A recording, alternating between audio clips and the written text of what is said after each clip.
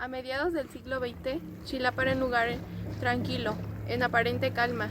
Su gente vivía del campo y del comercio en diversos productos. Su mancha urbana era muy pequeña. En la parte norte se limitaban con los márgenes del río Ajolotero. El paisaje era pintado por una vegetación abundante y cristalina agua. El río era prácticamente la frontera entre la población y el campo. Y es precisamente en esta zona donde suceden una serie de cosas sorprendentes. José, un hombre de familia tradicional chilapense, padre de 6 hijos, 4 hombres y 2 mujeres, se dedicaban a trabajar los terrenos heredados de su padre. Uno de esos terrenos se encontraba cruzando el río Ajolotero a espaldas de la iglesia de Santa Gertrudis.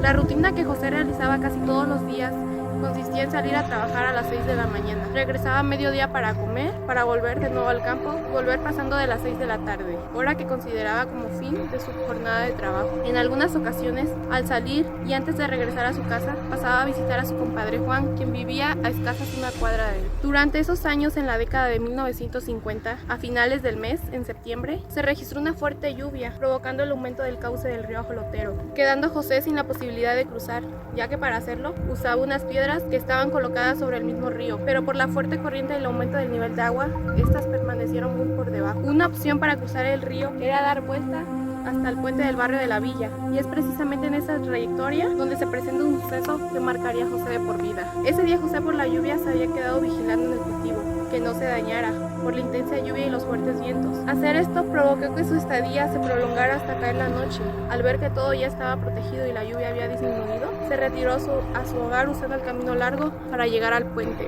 Eran cerca de las 9 de la noche cuando José caminaba casi en penumbras con una ligera llovizna que impedía ver con claridad en el camino. Dado el fuerte torrencial de agua que cayó en la tarde, el camino estaba en mal estado, lleno de charcos, que provocara que José se fuera prolongando más el tiempo del recorrido. En un tramo tuvo que desviarse por una zona de carrizos, cuando escuchó murmullos de una voz femenina. No se distinguía lo que decía, pero era claro que alguien estaba ahí.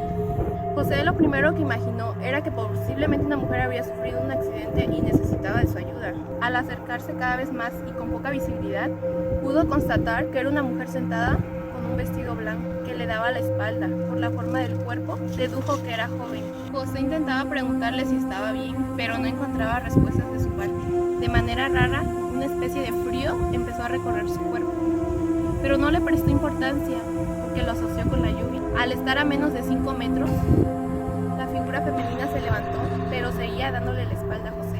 José se sorprendió al notar que la mujer era de sensuales formas, las cuales se marcaban con el vestido blanco que portaba. Él intentaba que la mujer le respondiera. Pensó que habría sido víctima de algún abuso y corrió a refugiarse al campo, pero la atrapó la tormenta. Justo cuando intentó tocarle el hombro, ella volteó y lo que vio José lo dejó paralizado. Sin poder moverse, no supo ni cómo se retiró del lugar. Ya no le importaba la lluvia, ni el mal estado del camino, mucho menos la oscuridad.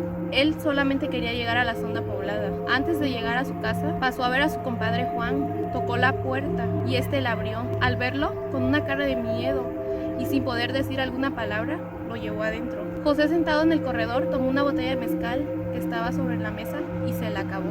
Al controlarse un poco, le contó lo que había visto, pero este no le creía. Decía que fueron alucinaciones por la lluvia. Cuando José mencionó la forma del rostro de la mujer, su cara volvió a paralizarse, al mencionar que era una forma entre caballo y burro, que no pudo distinguir bien, pero se asemejaba a esos animales. Después de estar un rato con su compadre, se intentaba retirar cuando llamaron a la puerta. Era su esposa, quien había ido a preguntarle a Juan por él, ya que era muy noche y él no había llegado todavía a casa. Al encontrar a José en el corredor sentado bien descaleado, interpretó que había estado toda la tarde bebiendo en ese lugar. José, en el camino a su casa, le iba contando lo que había sucedido, pero su esposa no le creía, porque su relato incluía a una mujer sensual y bebida. Poco se sabe si José volvió a encontrarse a esa mujer, pero a partir de ese momento, la historia empezó a recorrer el poblado, alertando a los hombres que no se dejaran seducir por mujeres sensuales, porque les podría parecer la cara de un burro.